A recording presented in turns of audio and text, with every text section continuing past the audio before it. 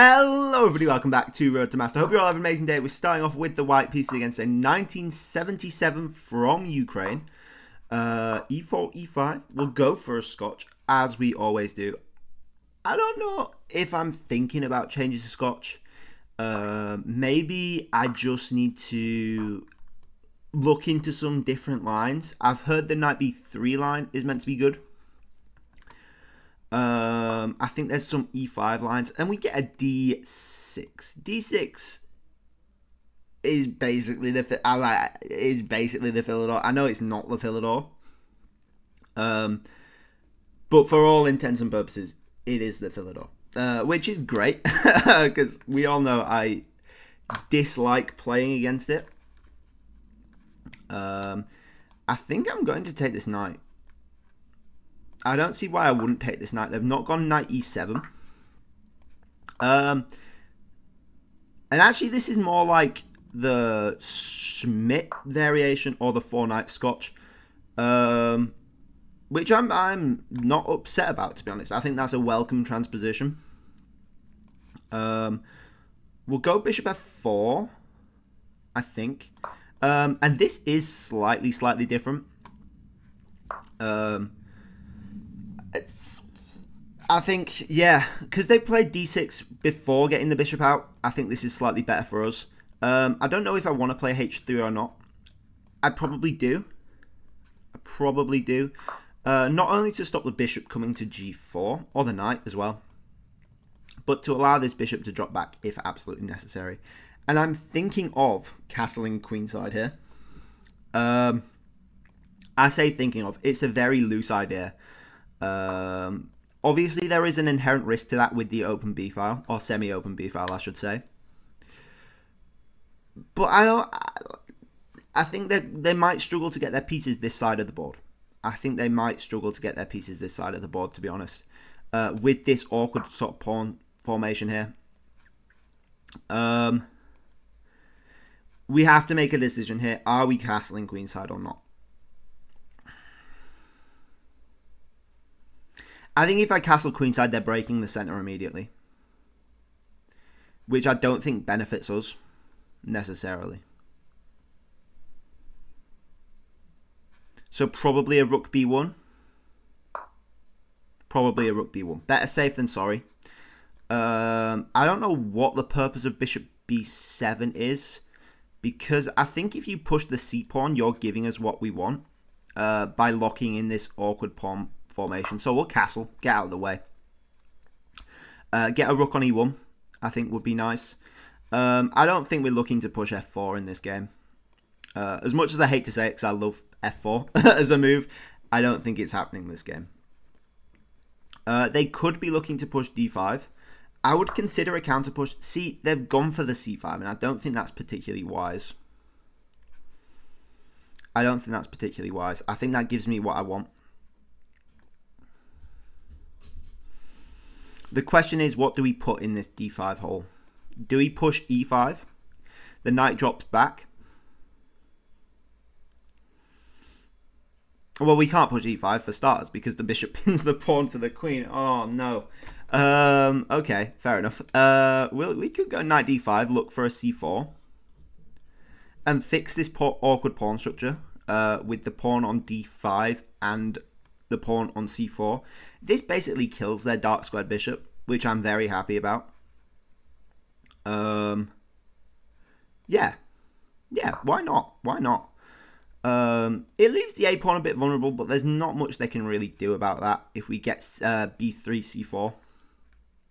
I am reasonably happy. I'd consider trading off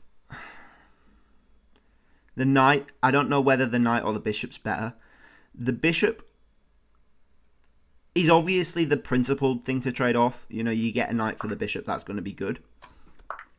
But I think the knight is more active in this situation.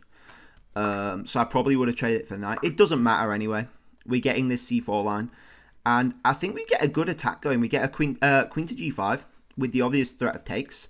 We can go queen e4 as well, forcing them to go g6, which I'm a big fan of. They look to trade off the bishop. Do we just go c4? We don't have to go c4. They're not going to push c4 themselves.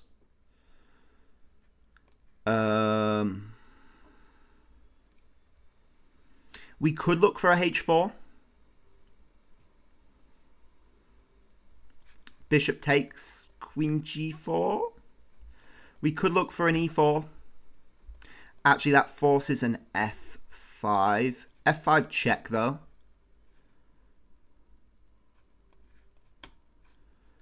I was going to say it forces a g6, but it just doesn't. I don't want to take this. I don't really want to take this. Because that just gets their queen a bit more active. And no, is what I'm trying to say to that. I think f4 would be good for us. We also can't move this queen away from the defense of the d pawn. It is very important, which I just realized. Which means after a queen e6, we take, queen takes, we would have to play a c4 to cover the pawn. If not, we're getting kicked, and then something's got to give, you know? Something has to give. So maybe c4 is the move. Maybe c4 is the move, unfortunately. We could take. There's nothing, I don't think, wrong with taking. We would have to play c4 immediately then. It just gives them too much activity, I think. The bishop's permanently weak. Have to go back to c8, disconnecting their rooks. I think the principled approach is probably c4. Permanently locking in their bishop. They do have c6 as a break, but we can take immediately. So maybe an e4 is necessary. Or if we can get the bishop to f3 instead of the queen, that could be nice. Just to cover that. And if not, they take. Ooh, that doesn't seem right.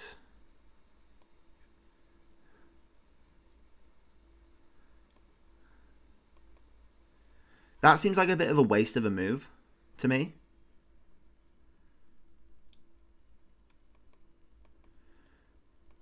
It seems like a bit of a waste of a move. I can't really describe it. You've not really changed anything. I still have the option to take this, and I've basically gotten c4 for free. I can still go e4 now. Queen e4 with the threat of mate, and they don't have an f5 to kick us about. They would have to go g6. And g6 isn't really like the end of the world for them. But it's putting more pawns on light squares, I think. So queen there, g6 takes. Queen takes has to be right. And then f4. f4, queen somewhere, and then go f5. Rook over. Then queen f3. Has to be right, surely. Surely that has to be right. So we are, quote-unquote, sacking a piece here, but we're also just not. I think takes here. We have to. And then after queen takes, we'll go f4. Which is potentially weakening our kingside.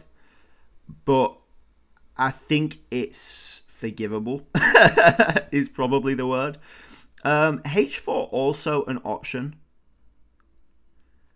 But it doesn't activate our rook. That's what I'm looking for with f4, I think. We do have to be worried about a rook e8. After the queen moves, of course. Whether it goes back to f6. We look for an f5. Oh, they take with the pawn. Ooh. They take with the pawn. Really? Now f4. h4. Nah. They're probably looking for a king g7. So f4 is probably the move. Takes, rook takes even. I don't mind. The question is, where's the queen going? Rook there, we probably still go f3. And then king up, we just take, right? Take, look for a rook lift, rook takes. Ideas. We'll go for f4 anyway, I think. Again, this bishop can't do anything unless it reroutes, which I'm half concerned about. You know, eventually if they do a king maneuver with the rooks, there are potential sacrifices. But now, I think, especially after pawn takes, we're in good standings because we're getting both of these rooks out. We're potentially even looking for a sack on f7. And we just have a game. We just have a game, I think. They go queen there. Let's get the other rook out. Do we want to get the other rook out? Decisions. We need to make decisions quickly as well, is an important factor. Let's go rook g4. He's walking into bishop there, but we always have a rook g3 as well. There is a check we have to watch out for. Queen f3 straight away is an option. Stops them getting the rooks with tempo. Let's go queen f3. It's still covering the bishop. I'm slightly concerned about moving this rook from the b pawn, so maybe we have to play a b3 first. Could be necessary. Never mind. They've moved the rook away, so let's get the triple battering ram going. Why not? Why not? And then there's things we're looking for here. You know, you've got h4, h5 as a potential idea, which I actually might play here. I don't think could hurt. I really don't think could hurt. H5's coming. Then if takes is the question. Probably queen takes, right? Thing is, the bishop's covering this g4 square for the pin, which is slightly irritating, but also not the end of the world at all. They're looking to double up. Well, I'll just keep pushing the pawn. Why not? You know, why not? They've boxed their king in. That can't be right. That can't be right. We'll go rook f6, I guess. There's no way they can kick this out. So this is permanent. We're looking for h6. And then h7 as well. Maybe the king might actually strangely be safe on that square, which is insane. But I think that is relatively safe on h8. We've got not much that can actually hit it. The rook goes to e5. Have we got a g6 here? Bishop g6. Takes. Threatening takes as well. We still have h6 as a move. Oh, does that trap the queen? That does actually trap the queen. Queen goes to h8, at which point check. King up, and then queen h5 is unavoidable, right? Yeah, surely, but that just wins the queen, right? That just wins the queen. And we still have this bishop g6 if we absolutely need it. But I think this is working out quite tidily, to be honest. I don't see anything particularly wrong with this. I am reasonably happy.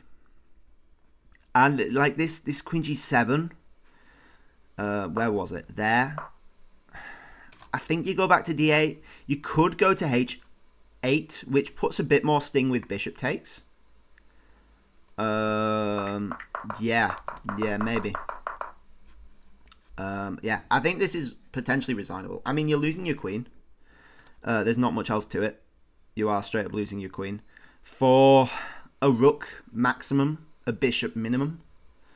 For them, of course, not for us. We would obviously love if they just give up the queen for the pawn. You know, or let us mate. That would be great as well. G4, interesting try.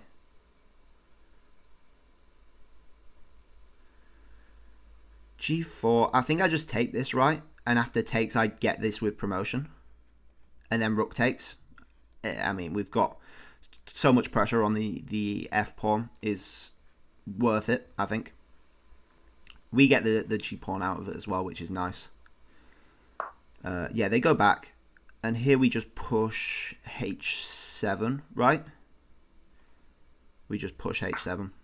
And then we're looking for this mate. yeah, is nasty. We could go here. Is also probably a more forcing mate, actually. Is it? There, king there. Yes. No, we don't. No, we'll go here. We'll go here, I think is nice. There's nothing they can do. There is nothing they can do. Don't get me twisted. I was just trying to find the most forcing. I think they're both mating, though. We have rook there as well, if we need it. So many mates. It plays itself. As long as we don't spend 31 seconds on one move, which has been done before, I think we're okay. Yeah, they decide to take, which is just checkmate. Supported by the bishop. Really nice game. I mean, we were just on top of that. We were on top of that the whole game. I think there was nowhere we went wrong, I don't think, which is great. Yeah, and the evaluation agrees. 94.6% accuracy versus a 79.7. 2,500 versus 2,000. I mean, whew, you know, that's a game, that is. And it comes from this d6 line. And I don't, like, d6 I think is playable. I wouldn't want to go in from the Scotch. If you want to play d6, just play d6 straight away. And then to play knight f6, I think, as well, is not nice. The computer says plus 0.7, which isn't a lot, but from the opening, I would expect better, I think. And that's because coming from the 4-knight Scotch or the Smith variation, which is transposable, like this, takes, you go bishop there first, and then you can play d6 if you really want to, but d5 is the more acceptable move.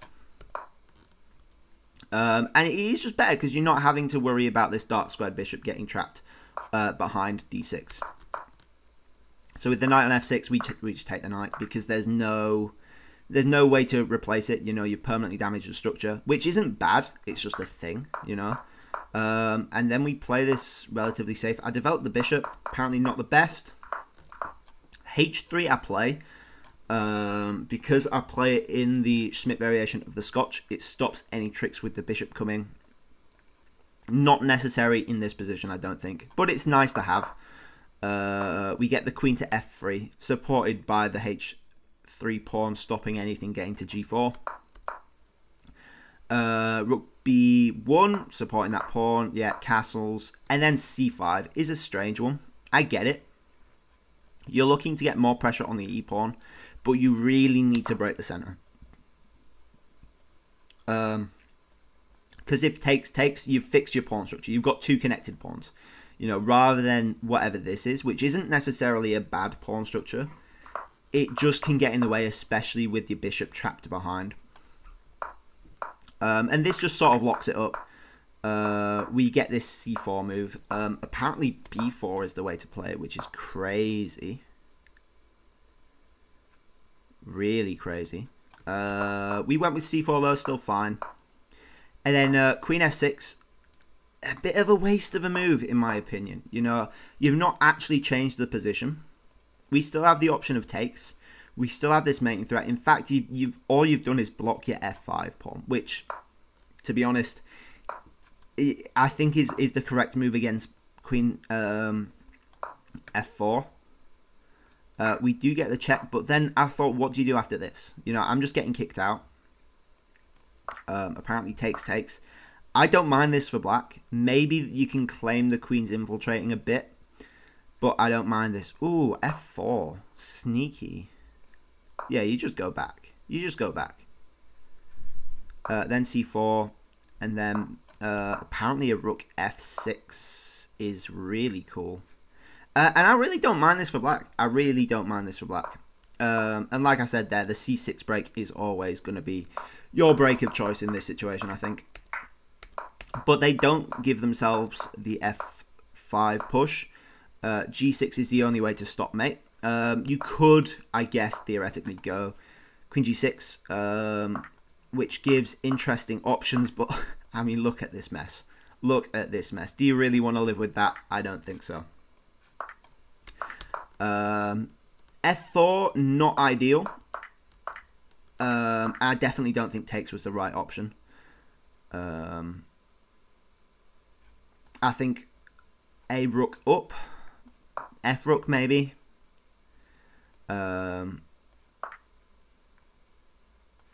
Yeah, and you've still a lot of pressure on the king, but you're at least claiming the open file. You know, you've got C6 coming with pressure on the G pawn as well.